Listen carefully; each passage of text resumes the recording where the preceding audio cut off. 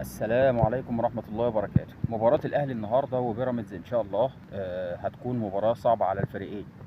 النادي الأهلي لازم يفوز طبعا عشان خاطر يواصل يعني الصعود إلى صدارة الدوري، علشان خاطر يقدر يلاحق بيراميدز ويخلص الفوارق ما بينهم من خلال المباريات المؤجلة. أما بيراميدز عايز يحافظ على مباراة النهاردة عشان خاطر لو فاز هيبقى الفرق كبير ما بينه وما بين النادي الاهلي، هيبقى تقريبا الفرق 3 نقط حال فوز الاهلي بالمؤجلات، وبكده هيكون بيراميدز له فرصه كبيره قوي السنه دي علشان خاطر ياخد الدوري العام ويحصل على البطوله لاول مره في تاريخه.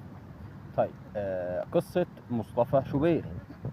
مصطفى شوبير مش هيلعب النهارده.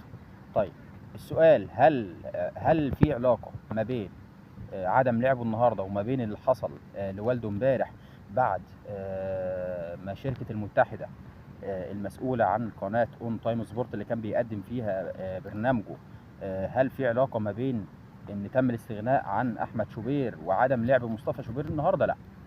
ناس كتير بتحاول تربط اللي حصل امبارح بعدم لعب مصطفى النهارده، ولكن كولر في المؤتمر الصحفي الخاص بمباراه طلائع الجيش اكد ان محمد الشناوي هو اللي هيلعب الماتش ده. وطبعا محمد الشناوي الاكثر خبره والاكثر احقيه في مباراه مهمه جدا جدا تعتبر من المباريات الحاسمه لبطوله الدوري العام هذا الموسم.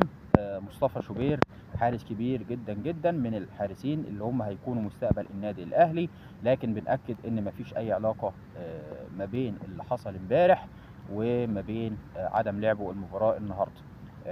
مصطفى ان شاء الله قد يكون في المباريات المؤجله للنادي الاهلي علشان خاطر عمليه الروتيشن اللي بيعملها مارسيل كولر مع اللاعبين، علشان خاطر يقدر يواصل سلسله المباريات في الدوري، خصوصا انه داخل على مباريات اكثر اهميه من المباريات المتبقيه لنادي بيراميدز، عشان خاطر يقدر يحافظ على لقبه هذا الموسم. شكرا لكم.